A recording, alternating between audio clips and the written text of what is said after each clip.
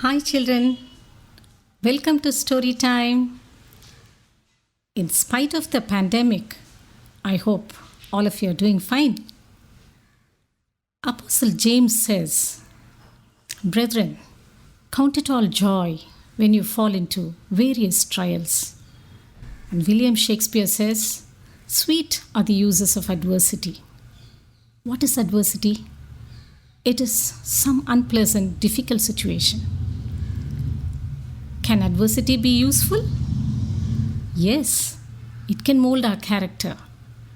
It can produce such fine traits as patience, perseverance, faith, fortitude, wisdom, and integrity. இதை பற்றி ஒரு story தான் இன்னைக்கு பார்க்க போகிறோம். Meet our hero, Jack Idin. As a young man, Jack emigrated to the United States. He wanted to study well, work hard, find a job on Wall Street, and make his daddy proud. அவங்களுடைய father ஒரு pastor. கொஞ்ச நாளில் younger பிரதரும் United ஸ்டேட்ஸ்க்கு வந்துட்டார். Together the brothers found it so difficult because they didn't have enough money. It was a tough life. Sometimes they'll have to camp out in their car because they won't be able to pay the house rent. Sometimes they'll work graveyard shifts. Graveyard shift na night shift, late night shift, so that they'll get some extra money. They won't have enough money for groceries. So some nights they'll just have candy bars. அந்த காலத்தில் chicken dinner candy பார்னு ஒன்று இருந்தது. அதில் chicken இருக்குமான்னு நினைக்காதீங்க, சிக்கன்லாம் கிடையாது. ஆனால் it will be a very nourishing bar. நல்ல thick milk chocolate, then sugar and cream and peanut butter எல்லாம் சேர்ந்துருக்கும். So this is how they survived. Jack New ஜெர்சியில் ஃபேர்லே டிக்கின்சன் யூனிவர்சிட்டியில் அண்டர் கிராஜுவேட் கோர்ஸ் படிச்சுட்டு இருந்தார். All through the day he'll have classes, back to back finance classes, and then in the evening he'll start his 8-hour shift in a paper factory. So after one such grueling day, he was so exhausted. After midnight, he was returning home in his old beat-up Pontiac. A little while ago, a snowstorm. Adnala everything was blanketed in snow. He had to drive very carefully. So, steering wheel நல்லா டைட்டாக பிடிச்சிட்டு கண்ணெல்லாம் வைடாக திறந்து வச்சுட்டு ஓட்டிகிட்டு இருந்தார். The road could be slippery. He was passing some Cape Cod style houses. அதெல்லாம் old traditional sturdy and compact houses with dainty blue shutters and manicured lawns. ரொம்ப அழகான வரிசையாக வீடு. அப்போ அவர் நினச்சார், one day I will live in a house like this. Yeah, right, one day I might அப்படின்னு சொன்னார். Just தென் ஒரு batch of ஐஸில் அவருடைய car wheels அப்படியே ஸ்பின் பண்ணி 90 degrees அப்படியே சைடில் லெஃப்டில் டேர்ன் பண்ணிடுச்சு. டேர்ன் பண்ணி the car started going towards one of the houses. Oh my God, எவ்வளோ ட்ரை பண்ணி he was trying to control the car. ஆனால் பிரேக்கும் ஒர்க் பண்ணல, கார் அப்படியே ஸ்கிட் ஆகி அந்த வீட்டு பக்கத்தில் போயிடுச்சு. It move through the fence, the lawn, everything. Oh my God, what have I done? What will I do? அப்படின்னு கார்லேருந்து வெளியே இறங்கி நல்ல வேளை அந்த வீட்டுக்கு ஜஸ்ட் முன்னால் நின்றுச்சு. இறங்கி அவர் இன்ஸ்பெக்ட் பண்ணார். பார்த்தா அந்த நீட் ரோ ஆஃப் புஷ்ஷஸ் எல்லாம் அப்படியே ப்ளவுட் த்ரூ, அந்த லான் எல்லாம் அப்படியே torn up. So he was really scared. They'll think நான் நல்லா குடிச்சிட்டு வந்து இப்படி ஓட்டிட்டேன்னு நினைப்பாங்க. ஆனால் ஐஸால் தான் ஸ்கிட் ஆயிடுச்சு கார் அப்படின்னு நினச்சார். திரும்பி பார்த்தா ரோட்டில் யாருமே இல்லை. இட் வாஸ் டெசர்ட்டட், வெறிச்சோடி கிடக்கு. அந்த ஹவுஸ்லேயும் லைட்ஸே இல்லை. The people were probably sleeping. How easy it would be just to drive away quietly இல்லை. பட் அவர் காதில் அப்பா எப்போதும் சொல்கிற வேர்ட்ஸ் கேட்டது. You can't hide from God. Okay, what will I do? அவருடைய ஸ்டாட்டிஸ்டிக்ஸ் நோட் புக் எடுத்தார், ஒரு பேப்பரை கிழிச்சார். அதில் வந்து எழுதினார் அவசரமாக. எழுதிட்டு கார்லேருந்து வெளியே வந்து he walked towards the house. It was scary. They might scold him, they may call the police, they may ask him to pay up. But still, he went to the door and rang the doorbell. A light went on, the door opened, and there was a sleepy man in a nightshirt. So Jack said, "Sir, I'm so sorry I ruined your garden. Here's my name and my phone number. Call me. I'll pay. Call me." அப்படின்னு சொன்னார். There was a look of surprise on that man's face. He didn't say a word. Then Jack turned back, got into the car and drove away. அப்புறம் நிறைய நாள் அவர் யோசிச்சிட்டே இருந்தார். இன்றைக்கி ஒருவேளை அவர் கூப்பிடுவாரோ, hundreds of dollars என்னையை பே பண்ண சொல்லுவாரோ.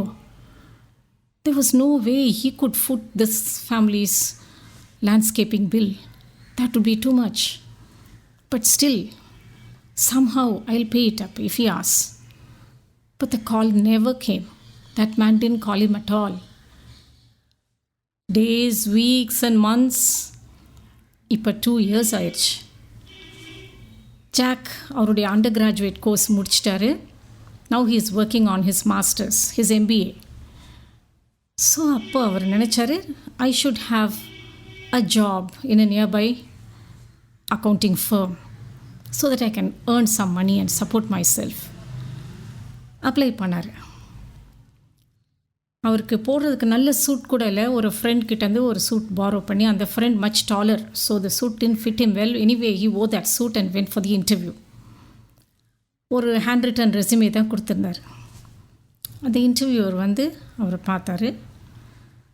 ஜாக் நினச்சாரு, I am an immigrant, I have no accounting experience and I have a thick accent, so mostly I don't stand a chance. Still, I will try my best. அப்படின்னு அந்த இன்டர்வியூவில் இருந்தார். That man said, oh, no accounting experience is it? அப்படின்னு கேட்டுட்டு அப்படியே பார்த்தாரு. The name is Jack Iden. Wait அப்படின்னு சொல்லிட்டு உள்ளே போனார். திரும்பி வரும்போது ஒரு பீஸ் ஆஃப் பேப்பரோடு வந்தார். Jack immediately recognized that piece of paper from his statistics notebook. Oh, it is this man's garden that I ruined. Oh no, அப்படின்னு நினச்சார். அவர் வந்து அந்த பேப்பரை ஜாக் கிட்ட காட்டி, that you அப்படின்னு கேட்டார். எஸ் சார், இட்ஸ் மீ அப்படின்னார். உடனே அவர் சொன்னார், all these years I've been keeping this paper safely on my desk. In all my life, I've never seen someone as scared as you were on that night. And yet, you came and rang the doorbell. Sir, I'm sorry. I promised I'd pay. I'm sorry about the bushes. This man continued. You rang the bell? You did the right thing, in spite of being scared to death. And you did the right thing even though no one was looking. You did the right thing even though it was very unpleasant and painful for you.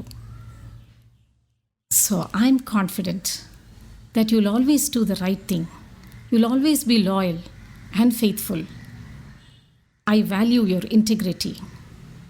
So don't be sorry about the bushes. You're hired. Jack was so surprised. It was such a pleasant surprise. He was being rewarded for his honesty, for his integrity, for following biblical principles. So Jack served for the next 4 decades. He rose to great heights. He became the top executive. He became the managing director. He became an expert in the field of energy. And all his clients and colleagues always valued him for his integrity. I'm sure he must have lived in one of those Cape Cod style houses. So children, I want you also to be strong in the Lord and to always be loyal and faithful. You see, life can shake you up. And when it does, what is inside you will spill out. Will it be integrity, honesty, loyalty, and steadfast faith in God and His Word? Or will it be dishonesty, duplicity, fraud, and deceit? You have to make a decision. Jesus said in His parable about the talents, "Well done, good and faithful servant. You have been faithful over a few things. I will make you ruler over many things." நல்லது உத்தமமும் உண்மையுமுள்ள ஊழியக்காரனே, கொஞ்சத்தின் மேல் உண்மையாயிருந்தாய், உன்னை அநேகத்தின் மேல் அதிகாரியாய் வைப்பேன் அப்படின்னு சொன்னார் இல்லையா? So that is the road to success. So keep the faith. Till we meet again. Bye children. சரி, நம்ம பார்த்துக்கிட்டு இருக்க புஸ்தகத்தை பற்றி சில காரியங்கள் உங்கள்கிட்ட சொல்லலான்னு நினைக்கிறேன். ஜட்ஜஸ், நியாயாதிபதிகள் அப்படிங்கிற புஸ்தகத்தை தான் நம்ம பார்க்குறோம். ஜட்ஜுங்கிறது இந்த கோர்ட்டில் இருக்கிற ஜட்ஜு நியாயம் விசாரிக்கிறவர்னு நம்ம நினைக்கக்கூடாது. அதுக்கு எப்ரேய பாஷையில் இருக்கிற மூல பெயர் என்ன தெரியுமா? ஷாஃபாட். ஷாஃபாட் அப்படின்னா ஹீரோயிக் லீடர் அப்படின்னு தான் அதுக்கு அர்த்தம். அவர் என்ன செய்வார்னா, தவறான காரியங்களை சரி செய்து அரசாட்சி செய்வார். அதுதான் அதனுடைய அர்த்தம். சரி, இப்போ இஸ்ரவேல் ஜனங்களை பற்றி நம்ம பார்க்குறோம். என்னென்னா, ஒவ்வொரு தடவையும் அவங்க முதல்ல வளமான வாழ்க்கை ஆண்டவர் கொடுத்துருப்பாரு. அதில் சந்தோஷமாக இருப்பாங்க. அப்புறம் திடீர்னு அதிலேயே ரொம்ப வசதியாக வாழும்போது ஆண்டவரை மறக்க ஆரம்பிப்பாங்க. அதுக்கு பிறகு கம்ப்ளீட்டாக ஆண்டவரை மறந்து ஒரு அந்நிய தெய்வங்களை வணங்க ஆரம்பிப்பாங்க. அதனால ஆண்டவர் அவர்களுக்கு தண்டனை கொடுப்பார். என்ன தண்டனை? அவருடைய எதிரிகள் கையில் அவர்களை விற்று போடுவார், அடிமையாக மாறிடுவாங்க. ஆண்டவர் இப்படி தண்டிக்கிறது சரிதானா? ஆமாம். ஏன்னா தவறான பாதையில் போகும்போது அப்படி விட்டுட்டு போகணுன்னா அவங்க இன்னும் கெட்டு போவாங்க. அதனால் சரியான நேரத்தில் அவங்கள சரியான வழிக்கு கொண்டு வரதுக்கு இந்த தண்டனை தேவைதான். இதை நீங்கள் உங்கள் அப்பா அம்மாவும் செய்கிறத நீங்கள் பார்த்துருப்பீங்க பார்த்தீங்களா? அவங்க கூட நீங்கள் தப்பான காரியம் செய்யும்போது உங்களை கண்டிப்பாங்க. ஆனால் அன்போட கரிசனையோடு தான் அதை செய்வாங்கல்ல. அதே மாதிரி தான் ஆண்டவர் இஸ்ரவேல் ஜனங்கள் மேலே அன்பும் கரிசனையும் உள்ளதாக இருந்ததுனால அவர்களை இப்படிப்பட்ட தண்டனைக்குள்ளாக வைப்பார். கடைசியில் அந்த தண்டனைக்குள்ளே அவங்க இருக்கும் பொழுது அவங்க ஆண்டவரை நோக்கி விண்ணப்பம் செய்வாங்க, அழுவாங்க. உடனே ஆண்டவர் அவர்களுக்கு இரக்கம் பாராட்டி அவர்களுக்கு ஒரு மீட்பை கொடுப்பார். அவரை ரட்சிப்பதற்கு ஒரு இரட்சகனை எழுப்புவார். அந்த இரட்சகன் தான் நியாயாதிபதின்னு நம்ம பார்க்குறோம். அதன் பிறகு மீண்டுமாக சந்தோஷமான சுபீட்சமான ஒரு வாழ்க்கை வாழ ஆரம்பிப்பாங்க. இதுதான் நியாயாதிபதிகளுடைய பின்னணியம். சரியா? இப்போ நம்ம தொடர்ச்சியாக இன்றைக்கி பார்க்க போகிற தலைப்பில் கிதியோனை பற்றி நம்ம படிக்க வேண்டியது இருக்குது. யார் இந்த கிதியோன்? இந்த கிதியோனுடைய வாழ்க்கை ரொம்ப சவால் மிகுந்த வாழ்க்கை. நீங்கள் நியாயாதிபதிகள் புஸ்தகம் 6லேருந்து 8 வரைக்கும் படிச்சுட்டு வாங்கன்னு சொன்னேன். நீங்கள் படிச்சிருந்தீங்கன்னா உண்மையாகவே ரொம்ப இன்ட்ரெஸ்டிங்காக இருந்திருக்கும். ஏன்னா அவருடைய வாழ்க்கையில் பல அற்புதமான அதிசயமான காரியங்களை நம்ம பார்க்க முடியும். இவர் பேசிக்காக ஒரு கோழை தான், பயந்தாங்கொல்லி தான். போன வாரம் நம்ம பார்த்தோமே, அந்த பாராக் மாதிரியே இவரும் பயந்தவர் தான். ஆண்டவருடைய அழைப்புக்கு உடனடியாக கீழ்ப்படியவே இல்லை. ஆனால் பாராக்குக்கும் இவருக்கும் வித்தியாசம் என்னென்னா, இவர் பயத்தினால முதல்ல தாமதிப்பார், ஆனால் ஆண்டவர் வார்த்தைக்கு முழுசுமாக பிறகு கீழ்ப்படிஞ்சிருவார். இதுதான் அவரை பற்றி வித்தியாசம். அதனால தான் இவர் ஒரு பெரிய விசுவாச வீரராக, ஃபெய்த் ஹீரோவாக மாறினார்.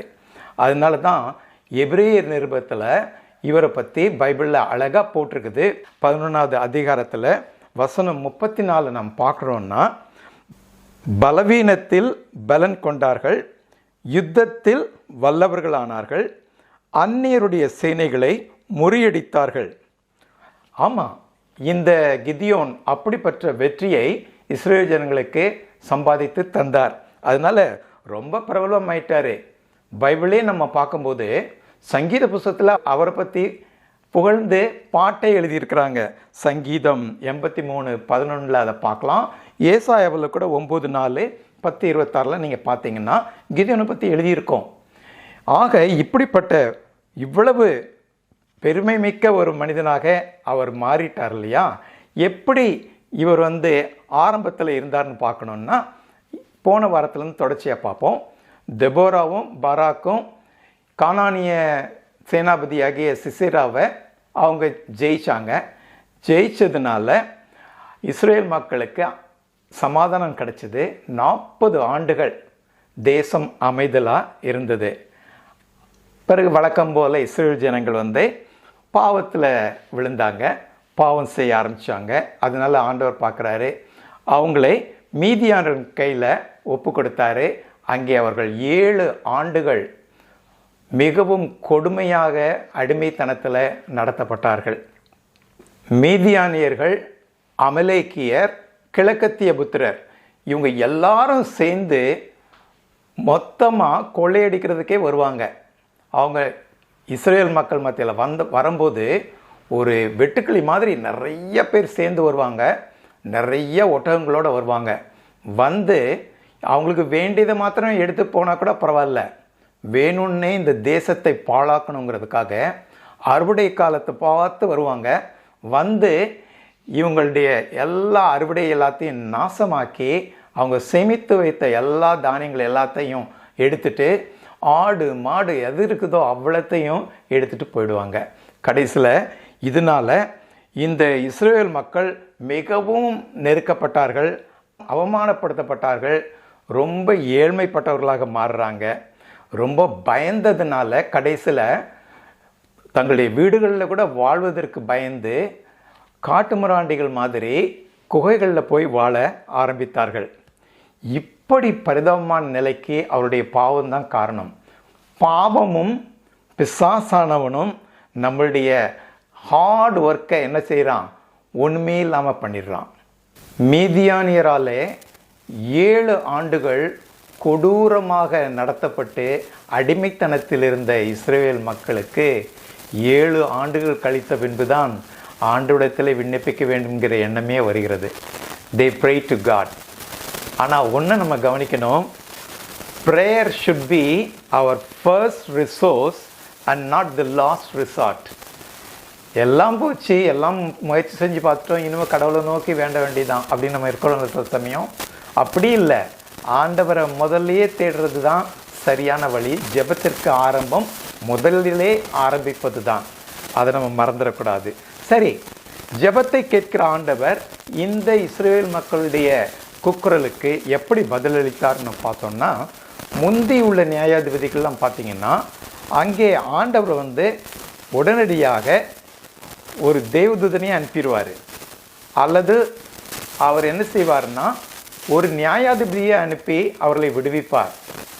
ஆனால் இப்போ அதுக்கு பதிலாக முதலாவதாக ஒரு தீர்க்கதரிசி அனுப்புகிறாரு. எதுக்காக? இவர்களுடைய கீழ்ப்படியாமை குறித்து அவர்களை கண்டிக்க, எகிப்து தேசத்தின் அடிமைத்தனத்திலிருந்து உங்களை விலக்கி மீட்டு அழகான கானான் தேசத்திலே உங்களை சுதந்திரிக்க வைத்த என்னை நீங்கள் மறந்துவிட்டு என் வார்த்தைக்கு கீழ்ப்படியாமல் போனது என்ன என்று சொல்வதை நம்ம பார்க்குறோம். சரி, அதுக்கு பிறகு கர்த்தருடைய தூதனானவர் வருகிறார். இந்த கர்த்தருடைய தூதனானவர் அப்படின்னு பழைய ஏற்பாட்டில் பார்க்கும் பொழுது நம்ம யாரை நினைக்கணும்? ஏசாமி தான். கர்த்தருடைய தூதனானவர் ஓப்ராவுக்கு வர்றாரு. அந்த ஓப்ரா யாருடைய இடம்னா அபியசீரனாகிய யோவாசின் இடம். அந்த யோவாசின் குமாரனாகிய கிதியோன் மீதியானிற்கு பயந்தவனாக ஒளிந்து கோதுமையை போரடிக்கிறான். எந்த இடத்துல? திராட்சரசம் எடுக்கிற ஆலைக்கு பின்பக்கமாக மறைவிலே அதை செய்வதை பார்க்குறோம். இப்படி பயந்த சுபாவம் உள்ளவனாகத்தான் இருக்கிறான். ஆனால் அவர் நேராக அவன்கிட்ட வராரு. பிஸியாக வேலை செஞ்சுக்கிட்டு இருக்கிறான் கிதியோன். ஆனால் பாருங்கள், கடவுளுடைய அழைப்பு எப்போனாலும் எந்த இடத்துலையும் நமக்கு வரலாம். ஆனால் ஒரே ஒரு பாயிண்ட்டு, அவர் சுறுசுறுப்பானவங்கள்ட்ட தான் வருவார். இந்த யாரெல்லாம் சும்மா லேசியாக இருக்கிறாங்களோ அவங்ககிட்ட அழைப்பு வராது. எப்படி பார்க்குறீங்கன்னா, ஏசாயா உசியா ராஜா மரித்த பொழுது சோகமாக தேவாலயத்திற்கு தேவனை தேடி வந்த பொழுது அழைப்பு வந்தது. அதே போல் தாவீது ஆடு மாடுகளை மேய்க்கும் போதே அழைப்பு வருகிறது, அவனுக்கு அபிஷேகம் பண்ணப்படுகிறான். அது மாத்திரம் இல்லாமல் ஆண்டவர் மீன் பிடிப்பவர்களை அழைக்கிறார். அவர்கள் படகுகளையும் வலைகளையும் விட்டு அவரை பின் சென்றார்கள் நாம் பார்க்குறோம். அதே மாதிரி எலிசா தீர்க்கதரிசி அவர் வயலில் உழுதுகிட்டு இருக்கிறாரு. அங்கேயே அவருக்கு எலியாவின் சால்வை போடப்படுகிறது. இப்படி தான் ஆண்டவர் நாம் பணிபுரிகிற இடத்துல சுறுசுறுப்பாக இருக்கிற சூழ்நிலையில் தான் நம்மை அவருடைய பணிக்கு அழைப்பதை நாம் பார்க்குறோம். ஆனால் அதற்கு மாறாக இந்த மாதிரி லேசியாக இருக்கிறாங்க இல்லையா, அவங்களுக்கு சாத்தான் தான் அழைப்பை கொடுக்குறான். எப்படி? அவர்களுக்கு டெம்டேஷனை கொடுக்குறான். தாவீதை பற்றி நமக்கு தெரியும் இல்லையா? தாவீது யுத்த காலத்தில் யுத்தத்திற்கு போகாமல் நாள் முழுவதும் தூங்கி சாயந்தர வேளையில் அவனுடைய அரண்மனையின் உப்பரிக்கையில் அவன் நடமாடிக்கொண்டிருந்த சமயத்தில் தான் பாவத்தில் விழுந்தான். அதனால் சுறுசுறுப்பாக இருக்கிறவன்கிட்ட ஆண்டவரின் அழைப்பு வரும். சரி, இப்போ வந்தவர் இந்த கிதியோனை பார்த்து ஒரு வினோதமான வாழ்த்துதலை சொல்லுகிறார். என்ன சொல்கிறாரு? மைட்டி மேன் ஆஃப் வேலர் அப்படிங்கிறாரு. அதாவது பராக்கிரமசாலியே அப்படின்னு அவர் சொல்கிறத அங்கே பார்க்குறோம். அப்படி பராக்கிரமசாலியேன்னு அவர் சொல்லும்போது உடனே கிதியோன் என்ன நினச்சிருப்பான்னு யோசித்து பாருங்க. பராக்கிரமசாலிக்கும் தனக்கும் சம்மந்தமே இல்லையே, நம்மளை ஏன் இவர் இப்படி கூப்பிடுறாரு அப்படின்னு நிச்சயமாக கிதியோனுக்கு ஆச்சரியமாக இருந்திருக்கும். ஆனால் அவனை தேற்றி கர்த்தர் உன்னோடு இருக்கிறார்னு சேர்த்து சொல்கிறாரு. நீ பராக்கிரமசாலின்னு நான் கூப்பிடுறதுனால யோசிக்காத, கர்த்தர் உன்னோடு இருக்கிறார் என்பதை நினைத்துக்கொள் என்று. இந்த கர்த்தர் உன்னோடே இருக்கிறார் என்கிற ஆறுதலின் வார்த்தையை மோசேயிடத்தையும் ஆண்டவர் சொல்கிறத பார்க்குறோம், யோசுவாட்டையும் சொல்கிறத பார்க்குறோம். அந்த ஒரு அஷூரன்ஸு ஆண்டவருடைய ஊழியக்காரர்களுக்கு தேவை. நாம் பயப்பட தேவையில்லை, ஏனென்றால் ஆண்டவர் நம்மோடு இருக்கிறார்.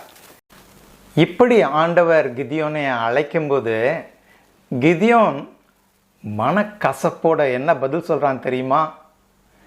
எங்கள் பிதாக்கள்லாம் எகிப்து தேசத்துலேருந்து ஆண்டவர் எப்படி வல்லமையாக அற்புதங்கள் செஞ்சு எங்களை விடுவித்து கொண்டாந்தாங்க தெரியுமா அப்படின்னு எத்தனை கதைலாம் சொல்லியிருக்காங்க. அப்படிப்பட்ட அற்புதம் செய்கிற கடவுள் இப்போ எங்கே? எங்களை முழுவதுமாக கைவிட்டுட்டாரே. இப்போ இந்த கைவிட்டுட்டாரேன்னு சொல்கிறத பாருங்கள். யாரை கைவிட்டது? கடவுளா? இல்லை, இந்த இஸ்ரேல் மக்கள் தான் கடவுளை விட்டுட்டு அந்நிய தெய்வங்கள்ட்ட போனாங்க. அதனால தான் பிரச்சனை.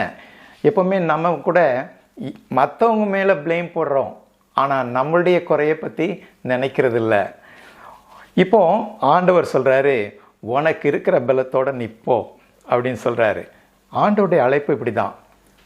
நீ பெரிய காரியங்களை செய்யின்னு சொல்ல மாட்டார். உன் கையில் இருக்கிற பலத்தை வச்சு செய்ய முடிஞ்சதை நீ செய்து காட்டு அப்படின்னு தான் ஆண்டவருடைய அழைப்பு இருக்கும். கிதியோன்ட்ட என்ன வல்லமையான காரியங்களை ஆண்டவர் பார்த்து இப்படி பராக்கிரமசாலின்னு சொன்னார் தெரியுமா? கிதியோன்ட்ட தாழ்மை இருந்தது, அவன்கிட்ட விசுவாசம் இருந்தது, கீழ்ப்படிதல் இருந்தது. ஆண்டவர் மறுபடியுமாக அவன்கிட்ட சொல்கிறாரு, நான் உன்னை அனுப்ப போகிறது இல்லையா, அனுப்புறது நான். இதுதான் யோசுவாட்டையும் சொன்னார். உடனே இவன் பதில் சொல்கிறான், நான் யார்? மோசே சொன்ன மாதிரியே தன்னுடைய தாழ்மையை அவன் வெளிப்படுத்துகிறத பார்க்குறோம். மனாசே கோத்திரத்தில் எங்கள் குடும்பம் ரொம்ப சின்னது, அதுலேயும் எங்கள் குடும்பத்தில் நான் ரொம்ப சின்னவன் அப்படின்னு கிதியோன் தன்னை தாழ்த்தி சொல்கிறான். அப்படிப்பட்ட தாழ்மையை அங்கே அவன் வெளிப்படுத்தும் பொழுது தான் ஆண்டவர் அவனுக்கு பதில் சொல்கிறாரு, உனக்கு சீக்கிரம் தெரியாது, நீ எவ்வளவு தாழ்ந்தவன் எவ்வளவு சிறியவன் அப்படின்னு நினைக்கிற, ஆனால் அதனுடைய secret I will be with you. நான் உன்னோட கூட இருக்கும்போது நீ பராக்கிரமசாலியாய் மாறுவாய். இந்த மீதியானியரை ஒரே மனுஷனை அடிக்கிற மாதிரி நீ அடித்து அவருடைய அடிமைத்தனத்திலிருந்து இஸ்ரேல் ஜனங்களை மீட்டு எடுப்பாய். அதனால் நான் உன்னோட இருக்கிறேங்கிறது தான் அதனுடைய முக்கியமான காரியம் அப்படின்னு ஆண்டவர் சொல்கிறாரு. God with us, Emmanuel, is better than God sent us. ஆண்டவர் என்ன அனுப்புனான்னு சொல்கிறத காட்டிலையும் ஆண்டவர் என்னோடு இருக்கிறான்னு சொல்லும்போது அந்த தைரியமான வார்த்தைக்கு வல்லமை உண்டு. God confidence is superior to self confidence. கடவுள் மேலே நம்பிக்கையுள்ள ஒரு மனிதன் ஸ்ட்ராங்காக நிற்க முடியும். தன்னுடைய சுய பலத்தை நம்புகிறவனை காட்டிலும் அது மேலானது. இப்போ கிதியோன் பார்க்குறான், இப்படி அவர் சொல்கிறாரு, இவர்கிட்ட ஒரு அடையாளத்தை கேட்க வேண்டியதுதான் அப்படின்னு நினச்சிட்டு, கடவுள் தான் என்கிட்ட இந்த காரியத்தை சொல்கிறீங்கன்னு நான் தெரிஞ்சுக்கிறதுக்கு ஒரு அடையாளத்தை நீங்கள் காமிக்கணும், கொஞ்சம் உட்காந்துருங்க, நான் உங்களுக்கு சாப்பாடு எடுத்து வரேன்னு சொல்லிட்டு அவசரமாக போய் ஆட்டுக்குட்டியை தயார் செய்து அதை இன்னும் புளிப்பில்லாத அப்பத்தையும் எடுத்துகிட்டு வந்து கறியையும் எடுத்துகிட்டு வந்து கொண்டு வர்றான். அந்த குழம்பையும் கொண்ட உடனே ஆண்டவர் சொல்கிறாரு, அதை நீ அந்த கற்பாறை மேலே வை அப்படிங்கிறாரு. அவன் வைக்கிறான். வச்ச உடனே ஆண்டவர் தன்னுடைய கோலின் நுனியை வைத்த தொட்ட உடனே நெருப்பு அதில் அது அப்படியே அக்னி அதை பட்சித்து போடுகிறது. அப்படியே கர்த்தர் அங்கிருந்து மறைந்து போகிறார். இதை பார்த்த உடனே பயந்தாங்கள் கிதியோனுக்கு இன்னும் பயமாயிடுச்சு. அவன் இப்போ தான் இது தேவதூதனுடைய வருகைங்கிறத உணர்றான். ஏதோ ஒரு தீர்க்கதரிசி நம்மகிட்ட பேசியிருக்காரு நினச்சிருந்தவன் இப்போ தான் புரிஞ்சான், கர்த்தரானவரே இங்கே என்கிட்ட பேசிட்டாரு, ஒரு தேவதூதனை முகமுமாக கண்டேன், நான் சாக போகிறேன் அப்படின்னு அலறான். உடனே ஆண்டவர் மறுபடியுமாக அவனுடைய பயத்திலிருந்து அவனை விடுவிப்பதற்காக ஆறுதலின் வார்த்தையை சொல்கிறாரு, உனக்கு சமாதானம், பயப்படாத, நீ சாக மாட்ட. ஏன்னா கடவுள் இந்த கிதியோனிட்ட எவ்வளவு பொறுமையாக மறுபடியும் உற்சாகப்படுத்துகிறாருன்னு பார்த்தீங்களா? அப்படிப்பட்ட தேற்றுகிற தெய்வம் தான் நம்ம ஆண்டவர். அதனால தான் நம்ம தைரியமாக இருக்கலாம். நம்முடைய தெய்வம் யாருன்னா அவர் யெகோவா ஷாலோம், சமாதான கர்த்தராக விளங்குகிறார். அதனால் கிதியோன் அவருக்கு ஒரு பலிபீடத்தை உண்டு பண்ணி அதற்கு பெயரே யெகோவா ஷாலோம் அப்படின்னு வைக்கிறான். தேவன் நமக்கு அவருடைய சமாதானத்தை கொடுக்கிறார். எதுக்கு? உலகத்தில் நமக்கு வருகிற எதிர்ப்புகள் அனைத்தையும் தாங்கிக் கொண்டு முன்னேறுவதற்கு. So he gives us peace to prepare us for war.